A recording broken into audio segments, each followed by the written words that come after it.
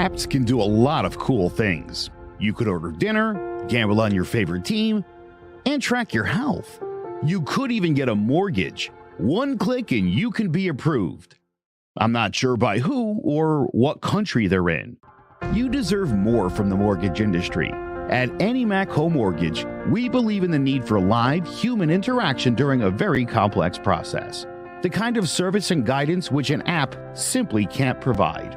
Our customers are more than credit scores and income documents. They're individuals and families who live in and strengthen our communities. Their story is our story, and that story begins in a home.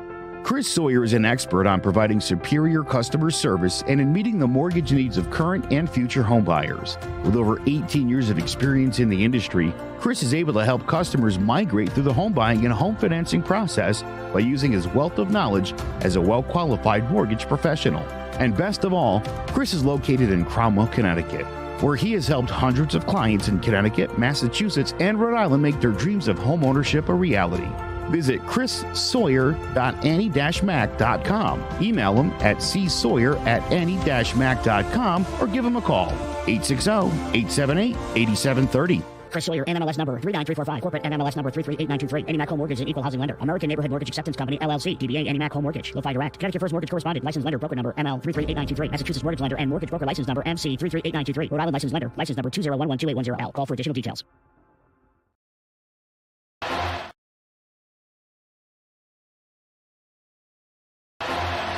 Jones on first down, wide open, it's Barkley.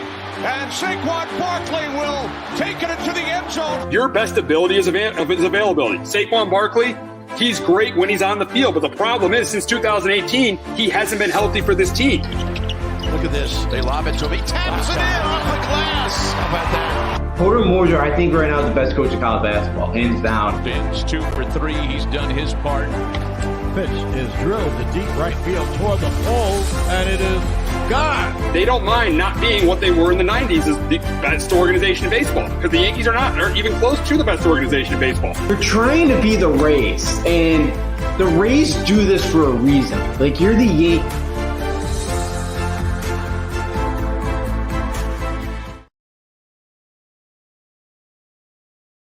With R&J, I am Steve Risser, along here with Justin Onofrio.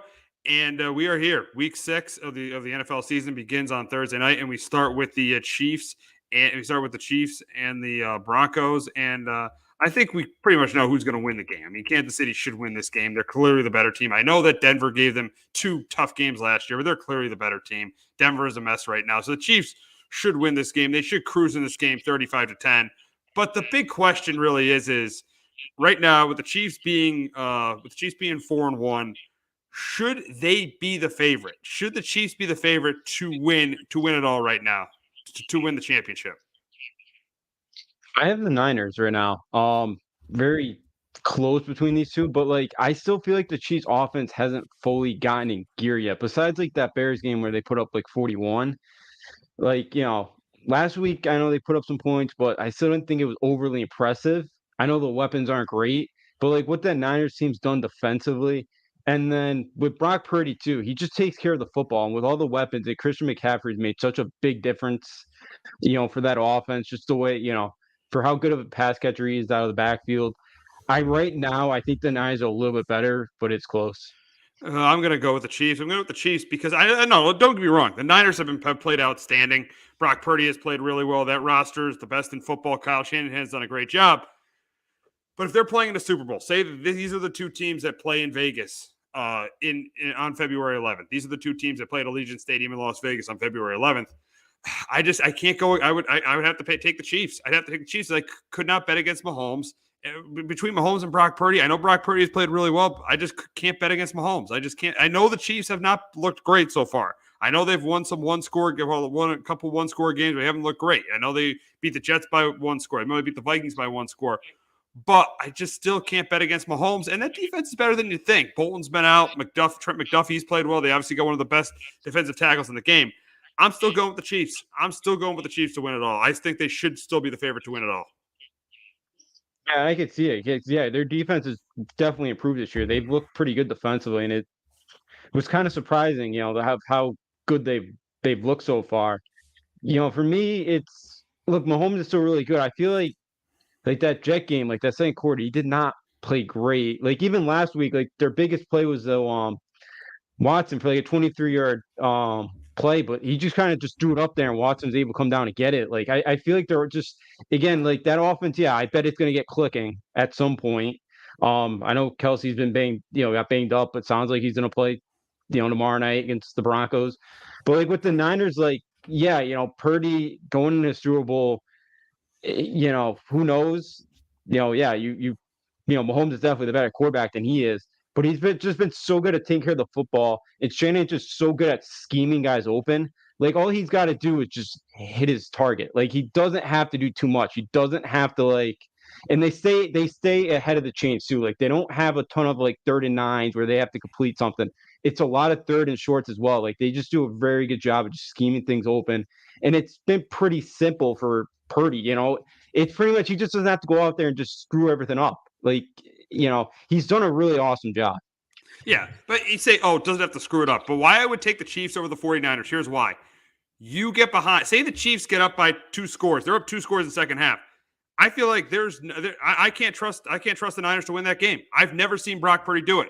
Patrick Mahomes, you saw him do it in his second year in the league. You saw him come back from 2 scores down to beat the Niners in a Super Bowl. So that's why if between the two, I'm still going with the Chiefs because I trust that quarterback. I trust Patrick Mahomes more than I trust Brock Purdy. Yes, the Niners are the best team in the NFC. Yes, right now they have the best roster in the NFL. But if it came to a big game, a Super Bowl, a game that both teams needed to win, I'm still going with the Chiefs.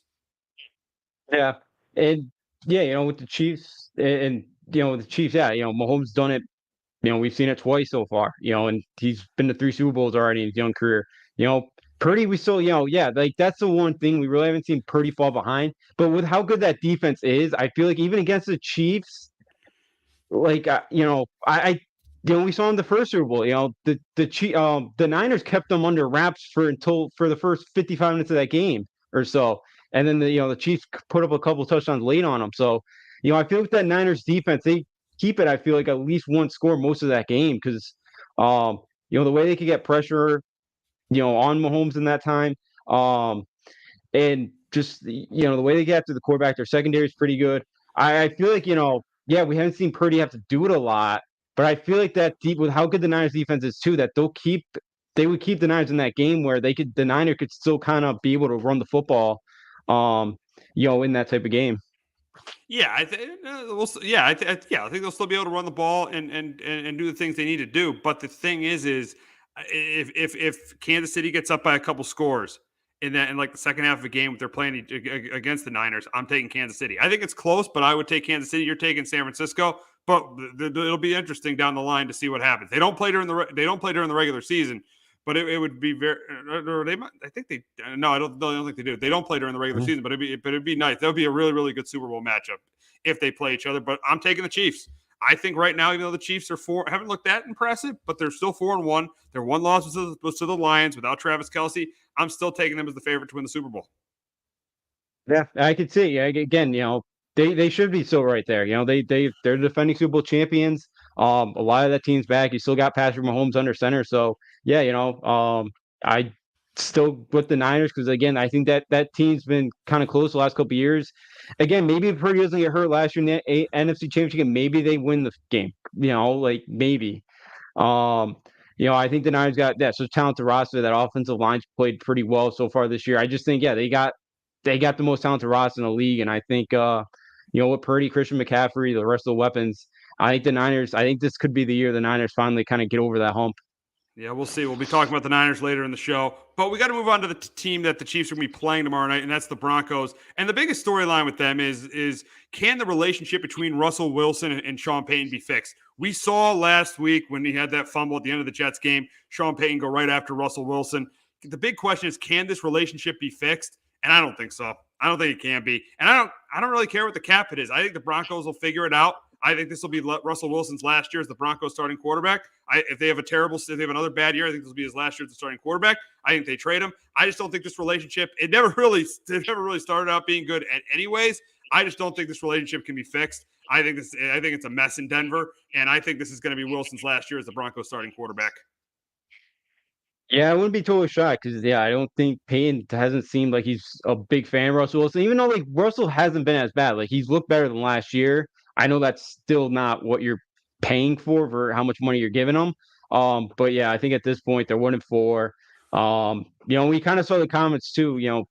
Think back like in the summer, like Payne wasn't going to be afraid at some point if he had to pull the string and go with Jarrett Stidham, the backup quarterback. So, yeah, I just think at a point for how bad this has kind of been going for him so far, and I feel like it's going to be pretty tough to kind of rebuild this relationship. And yeah, I wouldn't be shocked if Denver's gonna have to eat a lot of money to try to get rid of Wilson. But yeah, like they're that desperate. I could totally see it, especially if they can get a top pick. And one of those, good rookie quarterback coming out, yeah, you probably pull the string and try to get rid of Wilson. Absolutely. Yeah, it should be interesting to see what happens with Wilson and the Broncos going forward. And for the game, this should be a total blowout. This should be a total. I got 35-10 Kansas City, and I assume you got the same. I think you got 31-14 Chiefs. Yeah, I got 31-14. It's gonna be a blowout. I heard it's supposed to be windy, so maybe that kind of keeps the score down a little bit. But yeah, I think Kansas City should be a roll, especially with how good that defense has been. Even if it's windy, though, Pacheco will have a big night on the ground because Denver against the run, they could not stop the run. Brees Hall ran all over them last week. Yeah, they did. So yeah, like I how bad Denver's defense has been. They're still gonna have a tough time in this one to slow down Kansas City. Pacheco should just like that Jet. Yeah, the Jet game too. Pacheco had over 100 yards. So yeah, I could see him have another huge game tomorrow night. Yeah, he definitely should. He absolutely should. Now we will move on to the Monday night game between the Cowboys and the Chargers. Pretty much the battle of the pretenders at SoFi Stadium on Monday night. I mean, the Cowboys, they look terrible against the 49ers. The Chargers, we know all about the Chargers and Brendan Staley. He is an absolutely terrible coach. But for this game, I think this is a back and forth game between these two teams. I think these teams go back and forth. There's a couple lead changes in this game. But at the end of the day, I'm going to take the better quarterback here. I'm going to go with Justin Herbert over Dak Prescott. I think Justin Herbert has a good game against his Cowboy defense. I think Austin Eckler, he's probably going to be back. He'll have a decent game on the ground. He'll have a good game, and he'll do a good job. And he'll have a good game. He'll do a good job in the pass game. I think Boza and Mac will get pressure on Dak, maybe force a turnover or two. I think this game comes down to Dak having the ball in his hands at the end and not getting the job done. And that's why I got the Chargers beating the Cowboys 28-24. But Justin, can Dak Prescott bounce back this week and get the Cowboys to 4-2? I think he does. I got the Cowboys 28-23. For me, it's more of McCarthy's not a great coach either, but I trust him a little bit more than I do Brandon Staley in this one. Dak's going up against his former offensive coordinator, Kellen Moore. I think he plays well in this one. I think they have a bounce back game. I think CeeDee Lamb could have a big game. I think on the running game, Tony Pollard runs the ball a lot better than he did last week against the 49ers. I think Dak makes Dak always is up there for a turnover too. He's always there, but I think with the way the Dallas defense plays, I think they'll force Herbert to make a mistake or two as well. And I think Dallas finds a way, and I think Staley's tried to screw it up the last couple of weeks, and I think this is the week where he makes a dumb decision, and the Cowboys take advantage of it.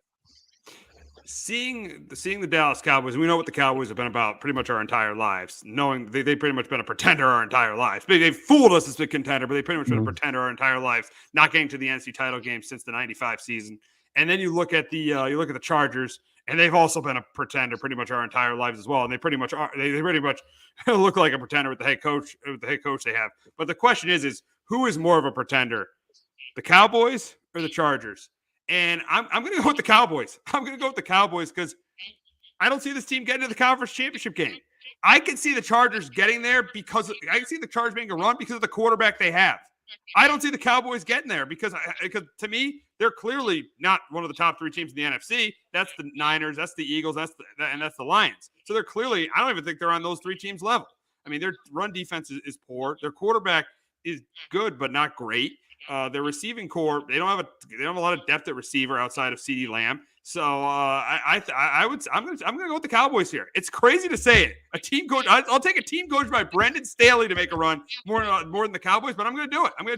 I think you could argue the Cowboys aren't even a top 4 team in the NFC. You might put Seattle ahead of Dallas. So I'm going with the Cowboys here. I'm going with the Cowboys as more of a pretender than the Chargers. I am on the opposite side of you. The problem with me is last year's game against Jacksonville in the playoffs. They blew a 27-0 lead. I cannot trust Brandon Staley at all. I know the AFC right now, it hasn't been as great as we kind of thought originally. Burrow's been banged up. The Bills have a couple defensive injuries. Obviously, the Chiefs are still right there. I know the Cowboys are not. Yeah, the Cowboys, the way they played Sunday night, yeah, they're not great. Again, the Lions are awesome. They have one playoff win all time. Like, I know it's a different team, but it's like I do have to see the Lions play in January. I know the Cowboys have not been great either the month of January. Lions changed their culture, though. The Cowboys have had the same culture for years. The Lions changed their culture. I trust them more than I trust the Cowboys. Yeah, I do too at the moment. I just have to see it out of Detroit Lions first. I have to see them play in a playoff game first. Again, if you tell me Brandon Staley's fired next week, I'll be right on the same side as you. But I just can't. I just can't get that Jacksonville game out of my head from last year. I know Justin Herbert's a phenomenal quarterback, and any coach team under him, I don't think any lead is safe. And right now, I still think the Chargers might be a little bit bigger of a pretender than the Cowboys at the moment. Yeah, very, very interesting. That's a very interesting question because they both are pretenders. But who is a bigger one? That's a very, very interesting question. But this should be an interesting game Monday night to see who wins that. It's going to be interesting to see who wins. I think I'm just going to go with the team with the better quarterback. But it should be, and I know the Cowboys beat them 2 years ago in the game where McCarthy couldn't find the clock, and they won a game-winning field goal. But I remember that game, yeah. But yeah, should be a very, very interesting game on Monday night between these two teams. Yeah. But we got to move on to my team, and they're in a brutal situation against the Bills this week. This is going to be a brutal game for the Giants. Last week, I know a lot of people thought, because of the final score, they improved. That is clearly not the case. They gave over 500 yards of offense to the Dolphins. They did force 3 turnovers. Funny thing about the Giants last week, they won the turnover battle 3-0, and they lost the game by 15 points. It's crazy to think of that. It's actually the only time they've won the turnover battle. They've won the turnover battle 3-0. And they've lost the game. The other time was the Cowboy game in 2015 when the Cowboys won right at the end. This time the Giants lost by 15 points and they won the turnover battle 3-0. They had 3 turnovers. The Dolphins didn't have any. Tua did everything he could to keep the Giants in that game with that pick six, that pick on the Giants half the field. He did everything he could to keep the Giants in the game, and the Giants didn't want to stay in the game because their offense was absolutely pitiful. Their offensive line is absolutely pathetic. I mean, Josh Azudu was absolutely terrible. This offensive line is the worst in football, bar none. It is awful. It is awful. Daniel Jones is now – I know the offensive line's been bad, but Daniel Jones is taking a step back. The defense has not been good this year either, especially against the run. They're 30 – that hasn't changed. The run defense hasn't changed. They're 30th against the run. Miami almost ran in for over 200 yards against them last week. This is going to be a brutal game for the Giants. It's not going to be pretty for them. I think Buffalo, James Cook is a big game on the ground. I think Josh Allen throws 2 or 3 touchdown passes. And I think Daniel Jones gets sacked at least 3 times or at least 5 times. Because they're facing an even better pass rush than they faced the last 2 weeks with the Bills. And Von Miller is back. You got Gregory Rousseau, and you're going against Von Miller and Leonard Floyd. So you're going against that pass rush. The Giants don't have a chance this week. They're going to 1-5. I got the Giants. I got the Bills winning this game 34-10 over the Giants. But Justin, can Daboll's knowledge – I don't know why I'm asking this question. Can Daboll's knowledge of the Bills help the Giants pull a major upset Sunday night? I don't think so. I got it 24-13. I feel like coming back from London, the travel, I feel like the Giants can kind of keep it close. Originally, it's supposed to be rain Sunday night, but I was looking at it again this morning. It sounds like it's going to be cleared out by Sunday night. So, weather might not be too much of a factor in this one. But I think with all the defensive injury from the Bills, maybe they get out to a slow start and it's like a 10-3 game at half, and then the Bills kind of figure it out in the second half. But right now, the way the offensive line is, again, Evan Neal I figured after the dumb comments he made last week, I figured he would go out there and play better. That was, he is even garbage. worse. He is garbage. He is garbage. That's Joe Shane right there, the number 7 pick there, Joe Shane. And then even Kayvon Thibodeau. I know he has 4 sacks. Yeah. That's your number 5 pick, and he's average. That's why I've always said Joe Shane is most responsible for this. I know Daboll and Jones should get their share of the blame, but Joe Shane's definitely most responsible for this. You got the number 7 pick of the draft. You can't even play. He's Eric Flowers 2.0. Yeah, he's bad. It is bad right now. They haven't figured, Thibodeau too. He's just, he's inconsistent. That's the big thing about Thibodeau. The way they can't run the football. I don't think Barkley's gonna play again. Daniel Jones is banged up again with that neck, which is a concern because he missed a couple games. That's the same years injury ago he had against the Eagles too. Yeah. And you see Van Ginkel just pass a Zudu and destroy Jones. Jones hadn't have a chance on that play. Yeah. No, he did not. So I didn't really know the ugly one. And Tyrod Taylor's, even if Taylor starts and Jones can't go, he's not the same guy anymore either. So yeah, it'd be ugly. And again, the Giants, the only team in the league without a touchdown in the first half. Like they have to get out to a better start. Here's an interesting stat too. They have not taken a snap with a lead this season. That's crazy to think of. They haven't taken a snap with a lead this year. Yeah, in the Arizona game, because in the Arizona game they kicked a late field goal to take the lead, and then they held them at the end. So they have not taken a snap with a lead this year. That is crazy. The Panthers and the Patriots have taken snaps with leads this year. The Giants have not. Yeah, it makes sense because they've only played 30 good minutes of football, and that was the second half against the Cardinals. Other than that, you could say the first drive of the Cowboys game until the special teams there, to the block, and I guess the fumble there. I don't know, first or second goal, but yeah, other than that, it's been brutal. So yeah, it makes sense that they haven't taken a snap yet with the lead because their offense can't do anything, and it just puts more stress on the defense. So look, you finally got some couple of turnovers. You hope that they can continue that, and Josh Allen has one of those games where he makes a couple of mistakes and keeps you in it. But yeah, I just right now I can't see this offense, making up for it. Yeah, we go back to the turnovers. The only positive you took out of Sunday's game was Waller played pretty well, and the defense did force turnovers. Now, were those turnovers 2 terrible decisions by Tua, or did the defense force them? That's the big question. I feel like they were terrible decisions by Tua, but they didn't get the turnovers. So the only positive you could take out of it is the turnovers and the play of Darren Waller. But the problem with this team is they have taken 2 steps backwards. You thought we were out of you thought we were out of the old days when they brought Shane and Daboll in. We thought we were out of the Dave Gettleman, Joe Judge, Pat Shurmur, Ben McAdoo days. I'm not saying we're there yet, but with the way we're starting to question that we are back to that. The Giants are back to those days. Yeah. And I can see why, because McAdoo's first year is 11-5, and then they followed it up 3-13. And they ended up going 3-13. McAdoo didn't even last the year that year. He got fired right after he benched Eli and went with Geno Smith. Then Shurmur's 2 years were 4-12 and 5-11. Judge went 6-10, but I remember we were saying how Judge, he's turning this around, the program's turning around, and then the second year was an absolute disaster. He ends the season with an 11-minute rant, stupid 11-minute rant he had against the Bears, and then that 39 quarterback sneak, which was horrible. So, I mean, this is just – you thought we were out of the darkness. The Giants last year thought, we're out of this, and now we're getting back to it.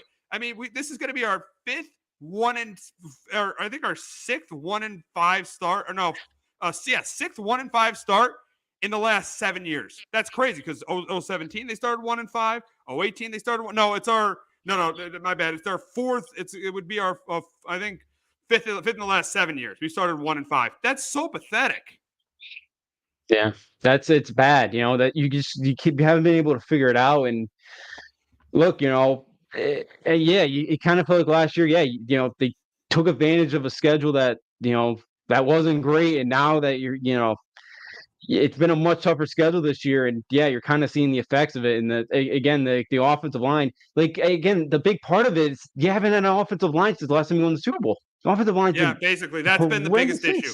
That's been you hit the nail right in the head. That's been the biggest issue. They've gone through 3 or 4. They've tried to fix the line 3 or 4 times. They just have not been able to do it. Even last year, their offensive line wasn't that good. The reason they made the playoffs was because their defense was decent. Daniel Jones played well, and Saquon Barkley was great in the first half of the season. That's their offensive line wasn't great. It was don't get me wrong. It was much better than it was this year. But their offensive line was not great last year either. That's been the biggest problem with the Giants. is the offensive line play ever really since, and you hit the nail on the head, ever since 2013. That was that's when this team started to fall off. Yeah, and that's the big thing because they were kind of seeing that a lot this year because there hasn't been a lot of great quarterback play this year, and I think some of it is because these pass rushers now that we're getting are just so good, and I think some of these offensive line just some of these rookies, some of these other guys just kind of struggle to beginning here. But yeah, like it's been so long, and you've gone through so many coaches. I assume you've been through a ton of offensive line coaches trying to get this thing fixed, and whatever formula it just hasn't worked out, and it's been through a couple of regimes. So it's crazy that Evan Neal looks like a bust. Eric Flowers was a giant bust. It's crazy that usually it's quarterbacks where it's like, man, you're not able to kind of it's tough to kind of hit on that guy, but sometimes like to not be able to really hit on many offensive linemen. Andrew Thomas has been really good. You need him back, but Andrew Thomas can't play all 5 off of the line positions. That's the issue. Exactly. You can't develop it. They struggle to develop. Exactly. It's just been a mess for this team, and it's not. It's going to continue this week. It's going to continue this week because they're playing one of the best teams in football. They're playing one of the best teams in football in the Buffalo Bills. So the mess is going to continue this week. That's why I got the Bills winning big. But we got to go from one disaster to another disaster. That's the New England Patriots, and they go out to Vegas this week. As we all know, last year they lost that crazy game out in Vegas. And I think the game will be much lower scoring this year because both offenses are not as good, definitely not as good as they were last year. I think this is a low-scoring game. I do think the Patriots stay in it early. I think they stay in the game early. I don't think Mac Jones is horrible in this game because the Raiders' defense, it's better than we thought it was going to be, but it's not that good. It's not the Saints' defense, not the Cowboys' defense. So I think they stay in the game. I don't think Mac Jones plays that poorly. But at the end of the day, the guy that is going to make the biggest difference in this game is number 98. Number 9. I know Bill's going to try to take him away, but I feel like on this offensive line, they're not going to be able to block the other guys on the Raiders, and that's going to open things up for number 98. And I think just like on Monday night, number 98 is going to take over, Max Crosby, and he's going to be the guy. I think it's going to come right down to the end of this game where Mac Jones has the ball and Max Crosby makes a play for the Raiders to win. On offense, I do think the Raiders have a decent game. I think that Josh Jacobs has a bet. He was decent on Monday night. I think he has a pretty good game on not a great game. He's not the player he was last year. He won't have a great game on against the Patriots, but I think he'll have a pretty good game. I think Jimmy Garoppolo will protect the ball. I think the difference in the game is going to be Garoppolo making less mistakes than Mac Jones, and number 98 making that play at the end of the game to get the Raiders to 500. I got the Raiders winning this game 23-16 over the Patriots. But Justin, can your Patriots get revenge from what happened last year in Vegas? No chance. I think it's the Raiders, and I don't think we stand a chance. That's crazy. It's crazy to think it's the Raiders and you don't stand a chance. No, yeah. I'd be surprised if Max Crosby does not have at least 3 sacks in this game. Verdarius Lowe is not going to block Max Crosby. We have the second worst offensive line behind your Giants. It is bad. We don't have one. I know we'll get to the Patriots and if they're the worst team out there, but we don't have one good player on this offense. We don't. Everybody's mediocre to bad. Yeah. Jacoby Myers. I know. You saw him get separation. He's not great, but he would be your best receiver right now. He's not great. And Mac had chemistry with him. Bill needs to know that. Yep. And for whatever reason, they gave the same amount of money to Juju that Jacoby Myers got from the Raiders. It's ridiculous. Juju has been horrendous. That is why they cannot go back the same way they are next year at all. At any level, they cannot go back the same way they were last year. How do you give someone who's done nothing more the same amount of money as you would have given Jacoby Myers? That is ridiculous. No, and don't forget about DeAndre Hopkins either. Yeah. Yep. That would have been nice. We need something because our wide receivers were like last in separation. Like I know I said I was going to be done defending Mac, but look, Mac's not the biggest problem. It's the offensive line. Bills is the bigger problem right now. But like, how do you expect any quarterback to come in and succeed in an offense where your wide receivers are never open, and then they throw 3rd and 8, the Devontae Parker 101? He doesn't make any of those catches. Like, what is Mac supposed to do? I know he's not been good protecting the football, but it's like I can't stand that. Well, people want Bailey Zappi. It's like Zappi didn't play well either. Like, what do you want Mac to do at this point? Like, yeah he's making bad mistakes, but look, again, we had 8 first downs. 3 of them came on a Saints penalty. Our offense was able to only muster 5 first downs themselves. And the Saints defense is very good, but in 2023 to only get 5 first downs is an embarrassment. And Bill O'Brien his play calling has been horrific. That first drive, 8 yards, Stevens had 2nd and 2, and they throw 2 passes. It is bad, and all 3 of my football teams stink. And then, at least the Rangers start tomorrow night, the Kings start in 2 weeks, and UConn basketball hangs on a banner 26 days. So that is where I'm at with this Patriot team right now. I mean, there has not been an organization over the last couple of years I know Mac Jones hasn't been good. There has not been an organization that has put their quarterback in less of a position to succeed than the Patriots. They have set Mac Jones up to fail more than any team in the NFL has set their quarterback up to fail. It all started in the offseason in 2022 after they made the playoffs with making no moves to improve the team. And they subtracted by getting rid of Shaq Mason. Then they hire a special teams coach and a defensive coordinator to be the offensive coordinator after you went to the playoffs with Mac Jones. That was a horrific decision. And then this year, we're not going to re-sign Jacoby Myers. Oh, the DeAndre Hopkins out there. You got beat out by a team who has Ryan Tannehill as their starting quarterback to sign DeAndre Hopkins. That is inexcusable. Bill Belichick needs to be fired.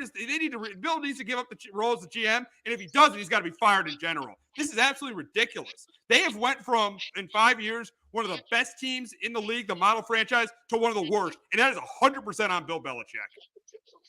Oh yeah, it was 100% is, and yeah, that's the thing. Like, Mac is broken. Like, Mac's never going to succeed here anymore. It doesn't matter. Like, I'm going to say this: there's 0% chance Mac is the starting quarterback next year, and I think right at this point, I think the less than 25% Bill's back as a head coach. I think Kraft's going. I think Kraft's going to fire him, or they're going to fire part ways. Yeah, or part ways do something. They have to remove Belichick, especially as the GM. They got to. If they don't have him as the GM, then the franchise is a laughing stock. They're a joke. If they don't fire Belichick as the GM, and they don't remove Belichick as the GM, then they're an outright joke. But yeah, a change has to be made because they cannot come back the same way they are next year. No, they can't. They absolutely can't. And Kraft's in the offseason. If we're not positioned to get number 7, we're not in that spot, I'm going to make changes. Kraft's not. And look, I know Kraft's and Bill's kind of relationship's always kind of been a mystery and hasn't always been great behind the scenes, seems like. I think, I can't imagine, like, if they win less than 6 games, which is going to happen. They're going to win. I think at this point, they're going to win 3 or 4. I don't know how. The Giants are in a bad spot. They're in a worse spot than the Giants because at least the Giants get some reinforcements with Saquon and Andrew Thomas. Mm-hmm. The Patriots, they lost 2 of their best defensive players, and their offense is horrible. Yeah. I said, we don't have one good player offensively right now. Like, and that's the thing. Like, we're only going to probably win 3 or 4 games. I don't think Robert Kraft's going to let Bill Belichick pick the next quarterback. No. Because I think we're going at this point. Whoever it is in the top 10, he's not Robert Kraft. I don't think trusts him. So, like, yeah, and I think Bill's still a good head coach. I just, with this team, which is his fault, you're not succeeding. Yeah, I think he's lost it a little bit. I think some of the players are starting to lose faith in him a little bit. I think he's lost it a little bit, but I still think he is a good coach, but he can't be the general manager. That's what's putting this team in this mess. Yeah, absolutely. And I think that's fair that, he's probably has lost a little bit coaching wise, but like, let's say, because I think this would be perfect. Chargers fired Brandon Staley. I think that's a ready-made place for Bill Belichick to go. And again, the Chargers are instantly one of the favorites for the AFC and Super Bowl. Oh yeah, like so we'll see. I know that he said the only other team Bill said he coaches the Giants. Hey, if we go 2-15, that may happen. Who knows? That totally could happen there. So we'll see. But yeah, this they set up Mac Jones to absolutely fail. It's horrific. And I wouldn't be shocked if they sit him down for a couple of weeks and just give him a mental break or mental rest just to kind of get his head straight. And and again, if they do, it's Will Grier. It's not Bailey Zappi. That's what I'm thinking right now. And I don't think Grier is going to be great either. But at this point, with these, nothing hurts. And maybe I'm a bad fan for doing this, but I'm hoping we win 2 games and get Caleb Williams. That's where I'm at this point. because we need to reset this thing. Exactly. And it's going to be, and last thing for me, it's going to be Mayo, Mayo, that's going to get this head coaching job, and it's going to be a tough first head coaching job because he's got a lot of rebuilding to do. I wouldn't keep it in the family. I'd fire everyone and get somebody outside the organization, to be honest. I would not keep anything to do with what's happened the last 4 years in this organization. I get rid of everyone. I clear out the entire coaching staff and get a new head coach in there. Yeah, that wouldn't be the worst idea either, because everything that organization Bill has touched, like I feel like they're gonna have to actually clear that entire organization out because, Bill's got fingerprints all over that place. So I wouldn't be surprised. I just with that deal with Mayo, I feel it seems like he's kind of the coach in waiting, but yeah, maybe there's an opportunity somewhere else where, he does end up going somewhere else because he's got a little better of a chance here, but I wouldn't mind that either. Kind of thinking, I would love the Detroit Lions OC, Ben Johnson. That if it had to go outside the family, that's who I would want. Yeah, that would be a good hire there. It'd definitely be a good hire. Yeah. So you brought up Caleb Williams, and the big question we want to ask is right now, are the Patriots the worst team in football? I think they're the second to worst behind the Panthers. I have to still say the Panthers because the Panthers haven't won a game. But the Panthers are rebuilding, but they haven't won a game, so I have to say the Panthers. But I would say the Patriots are the second to worst team in football. I think they're good nowhere on offense. There's nowhere where they're good on the offensive side of the ball. They really can't do anything well. Maybe run the football, but the problem is it's impossible to run the ball when you have no good receivers. Your quarterback is totally inconsistent. Your offensive line is terrible. Their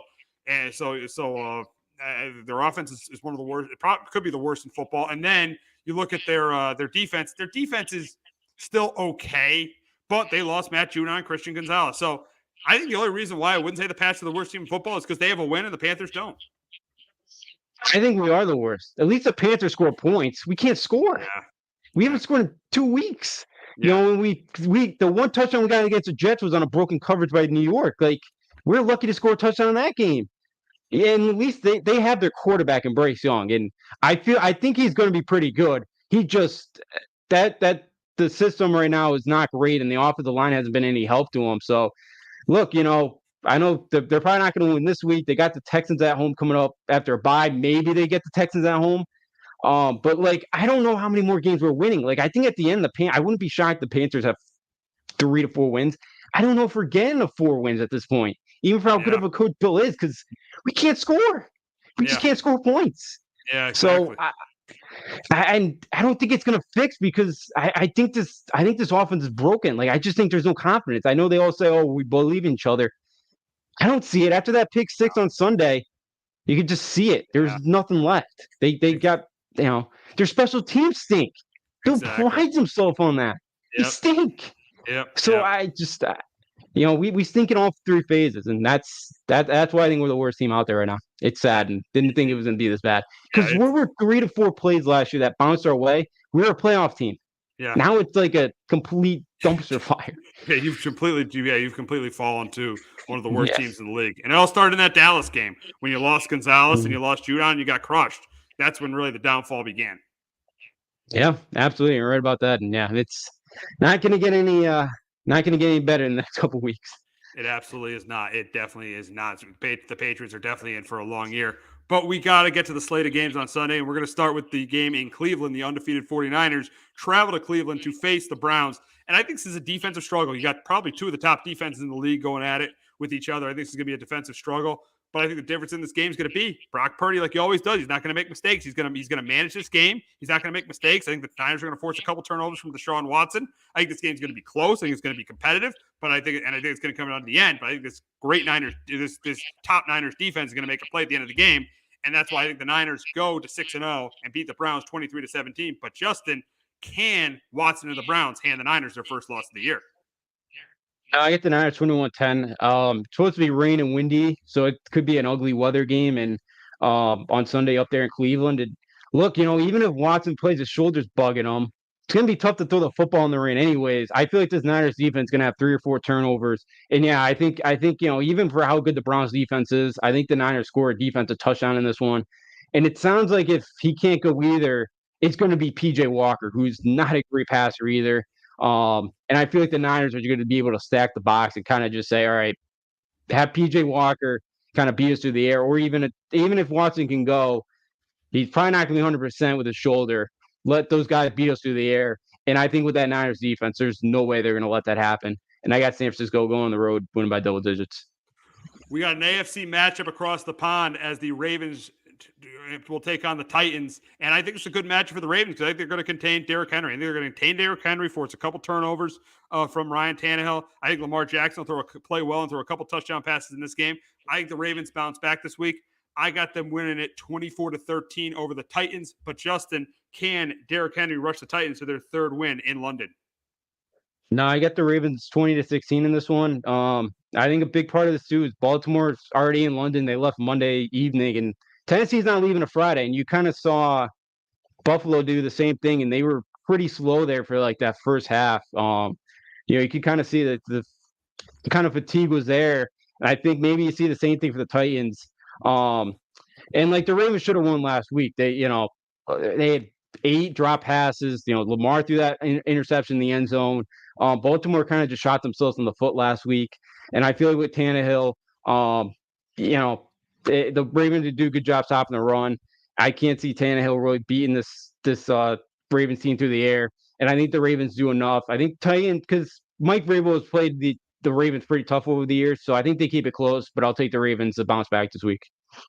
We got an interconference matchup in Cincinnati as the Seahawks travel to Cincinnati to face the Bengals.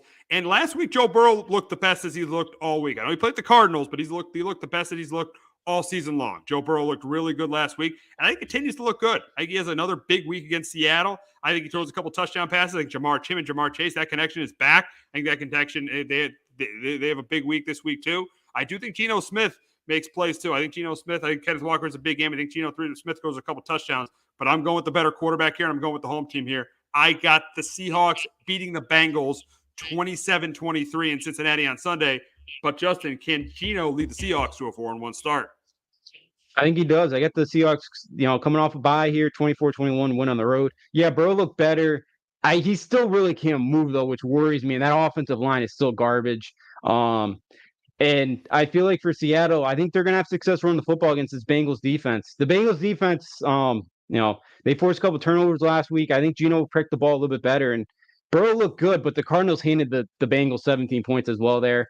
I think Seattle played really well, on the ground. They'll give us some, Seattle's defense is not great, so I think Burrow will have some plays through the air. They'll have some big games, but I'm going to take Geno on the road. Burrow looked healthy, but I still a little kind of, cautiously optimistic with this Bengals team right now. I'll take Seattle go on the road and get the win. Interconference matchup in Houston as we got the Saints traveling down to Houston to face the Texans. I think this is going to be a close competitive game, but Derek Carr looked better last week. I think Kamara gets yards on the ground. I think Olave gets a touchdown pass, catches a couple touchdowns. I think this game is close and competitive. It comes right down to the end. And I think C.J. Stroud plays well again. But I do think the Saints defense makes a play at the end of the game. And that's why I got the Saints going to 4-2, beating the Texans 24-20. Yeah, I got I got Houston going bounce back this week, 17-13 win here over the Saints. I not really impressed there with the Saints defense is really, really good. The offense I'm still not totally impressed with so far. Carr definitely looked better this last week. But Stroud's done a really good job taking care of the football. I think they bounce back. They may not have a great game running the football because the Saints have done a great job stopping the run, but I think Texans defense or the Texans defense makes a couple of turnovers because I just in a lot of those games, I didn't like the way the Saints blew the game against the Packers, especially how bad Love looked the other night, and like the way they played against the Bucs. I think the Texans at home find a way to win. All righty, we got a Bucs fan in the chat, so we're gonna call an audible here. We're gonna talk some Bucs Lions here, and this is a big game this week between the Bucs and the Lions. Buccaneers surprising 3-1 team. Lions to me a top 3 team in the NFC, and I think they continue that. I think the Lions continue. I think they have success on the ground with David Montgomery. I think Jared Goff throws a couple touchdown passes. I do think Baker Mayfield gets some yards through the air. He gets the ball to Chris Godwin, but I do think he makes more. Goff will make more plays and he'll make less mistakes than Baker Mayfield, and that's ultimately going to be the difference in this game. I think the Bucs are off to a nice start, but I got to go with the team with the better coach, the better quarterback and the better roster. That's why I know I got a reputation of picking against the Bucs every week. People have been getting on me for that. I'm going to keep that reputation going. I got the Lions in a 4 o'clock game. This game was flex. This game was supposed to be a 1 o'clock game. They moved it to 4 o'clock. I got Dan Campbell's crew going to 5-1. I got the Lions beating the Bucs 30-20. But Justin, can Baker keep the Bucs in first place? I got the Lions as well with you, 23-16. I'm not there either. I'm with you. I'm not there yet with the Bucs. Yeah, they played. Baker's done a good job taking care of the football, but this is a Detroit defensive line here that is legit, and they built this thing like the Niners on both sides, on the offensive defensive line, where they're just totally legit. And they're Aiden Hutchinson with that pick last week. They're lucky Jacksonville didn't take him at number 1 last year in that draft. He's been awesome. Could you imagine if Jacksonville took him in that draft? Yeah. Could you imagine Jacksonville? They'd be right there with the Chiefs. They'd be right there with the Chiefs if they took Aiden Hutchinson. Yeah, they could get another pass rusher like that. Yeah, that'd be huge for that defense. So, they've taken, Detroit's taking advantage of it, having them there. Baker's done a good job taking care of the football, but I think that this week it changes, and I think the Lions do a good job stopping the run, and I think that makes Baker one-dimensional. I think that's when the Bucs will kind of struggle. And I think Detroit kind of forces them in some 3rd and longs there, and I don't think Baker will make the play there on 3rd down. So I'm going to take Detroit again to win another one. They're legit, and they got a chance to win the NFC for how crazy it sounds. Detroit Lions. Oh, absolutely. They're there. Without a doubt, they can run the football. They play pretty good defense. The quarterback got to a Super Bowl. They're getting Jamison Williams is back. I mean, Amon-Ra St. Brown, one of the best receivers in the game. Sam Laporta seemed like a really good pick. I'm telling you, I would not be surprised. I would not be surprised at all if I see a Lions-Niners NFC Championship game. And I would not be surprised to see the Lions in Allegiant Stadium with the way they've started this season. Don't forget, they beat the Chiefs on opening night. I know Travis Kelce was out, but they beat the Chiefs on opening night. They did, and they were the better team that night too. So yeah, it's crazy to kind of talk about the Lions like this. We've never really seen it. So yeah, Jared Goff again. I know the Panthers defense not good, but they had multiple kind of their top weapons out last week. They still put up 42 points last week. So Jared Goff's played really, really well. Ben Johnson, the OC's done a great job. They some creativity with that offense, and yeah, the Lions are. They're legit, and I thought they were going to be good. They're going to win that division by at least 4 games. Oh, they'll have that division wrapped up by Thanksgiving. Yeah. Yeah, if you look at the Packers. Jordan Love, come on, he's an average to below average quarterback. Yeah. The Vikings, they're not a good team, and the Bears. That's enough said. I know they won on Thursday night, but come on, the Bears are some of the worst teams in the league, so they're going to have that division wrapped up by Thanksgiving. Yeah, and thought they'd win it, but didn't think they're going to win it by 4 or 5 games. Yeah, they've been overly impressive, and while all those because the Bears and Vikings are probably going to go through some definitely the Bears. The Vikings got some kind of decisions they got to make here this offseason. Out, so they might. They're definitely we'll get to them, but they're probably going to be rebuilding. Yeah, so so Lions should definitely win that division should have that division wrapped up by Thanksgiving. Yeah, they absolutely will. So, yeah, it's impressive the way Dan Campbell, I know you talked very highly of him last week. He's done a phenomenal job. And after the, we're going to break everybody's kneecaps. It's, didn't really think that'd go over well in an NFL team, but it has. It sure did. It absolutely did. Now we'll go back to the 1 o'clock games. We got the Panthers taking on the Dolphins. This should be an easy win for the Dolphins. Tua should throw 3 or 4 touchdown passes. I know the A-chain is out, but Mostert should get yards on the ground. That the defense should sack Bryce Young. I think 3 or 4 times. It should be a total blowout. I got Miami winning this one big, 38-6. Justin, I assume you got the same. Yeah, I got 31-13 Dolphins. They're gonna blow them out. Tua should be able to do whatever he wants. That Panthers old line's not great. I think Bryce Young's gonna be okay if he can kind of get some help offensively, especially up front. Frank Wright's not a great play caller either, which I don't think is helping things right now. And he called out the owner this week. He wanted Stroud, I guess, Frank Wright. Wow, so I don't know what that relationship is, because he said the owner wanted Bryce Young. So I don't know.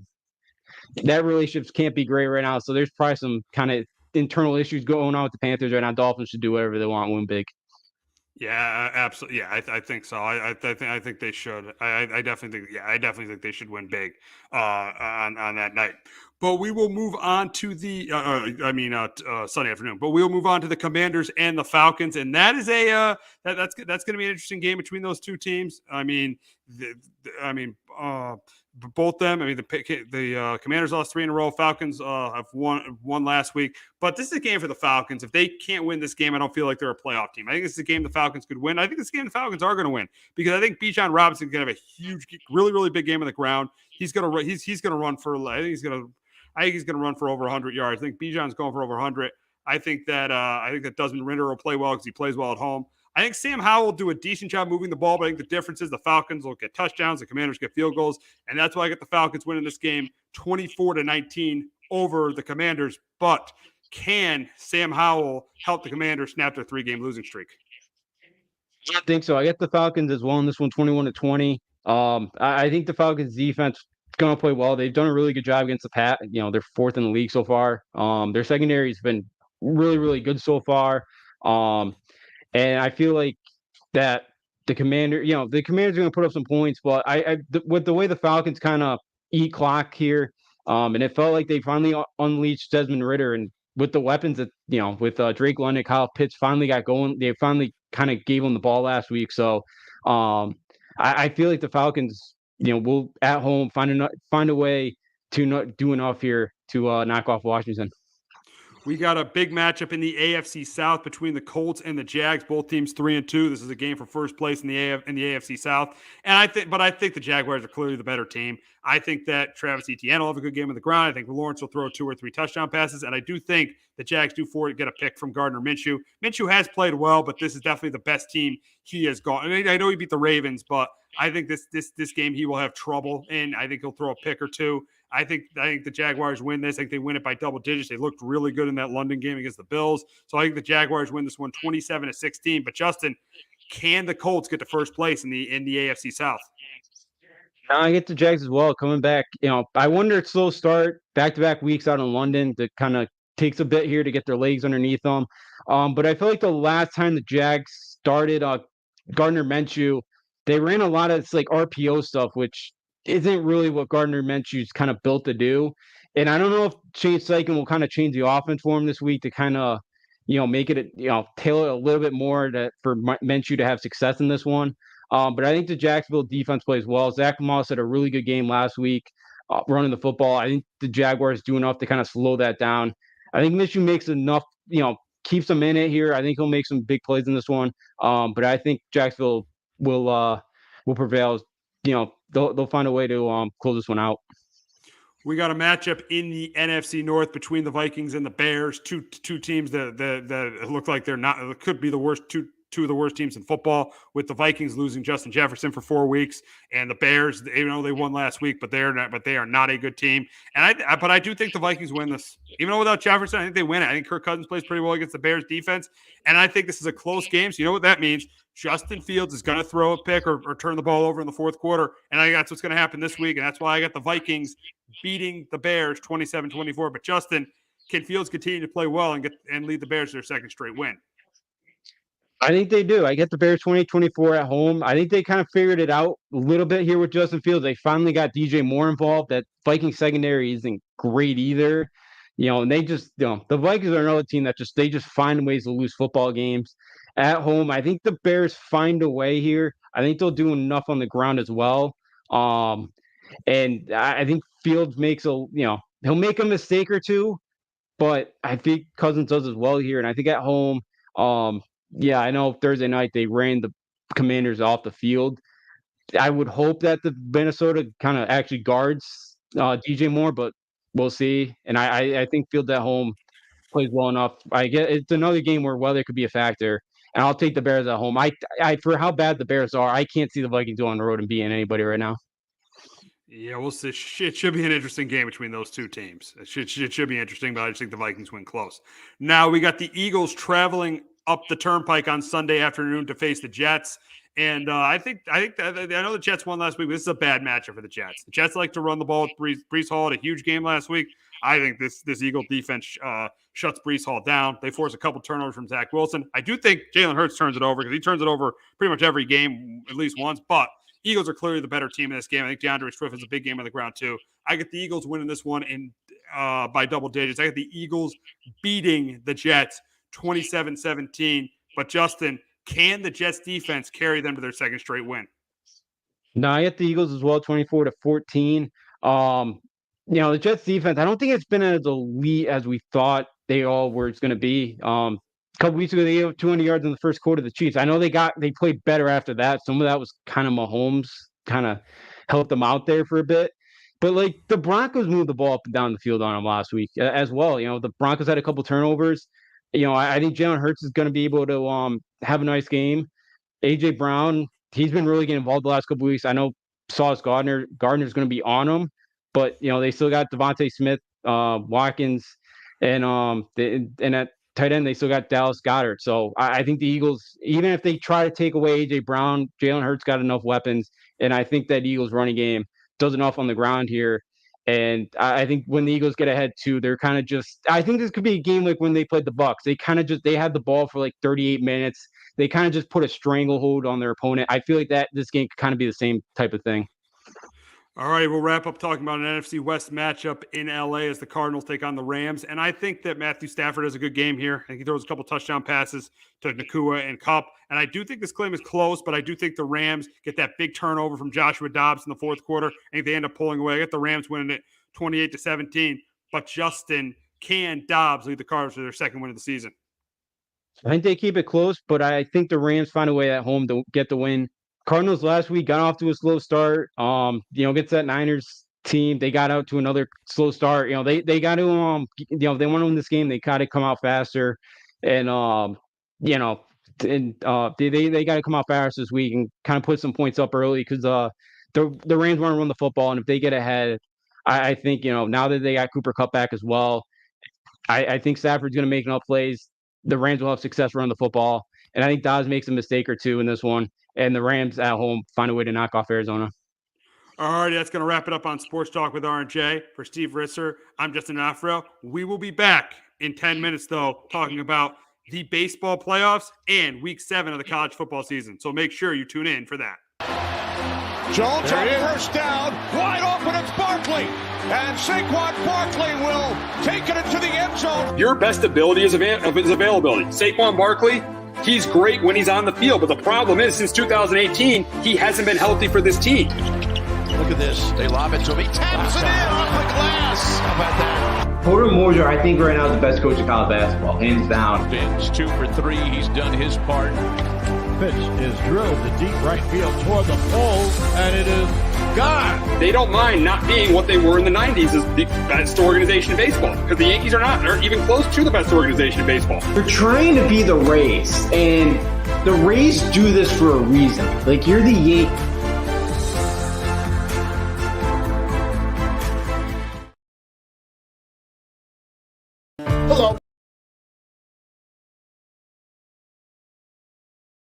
Hello, my name is Joe Aguirre. I'm the president of Clovercrest Media Group. And here at CMG, we have a wide variety of podcasts, including sports shows like Keys to the City, The Roll Call, Throwing Jabs, All Four Downs, and Jawing About the G-Men. And great true crime shows like Sticky Week, Crimes and Consequences, Ivy League Murders, and Bird, the unsolved murder of David Eichmann. You can find all these podcasts and so much more by visiting clovercrestmedia.com.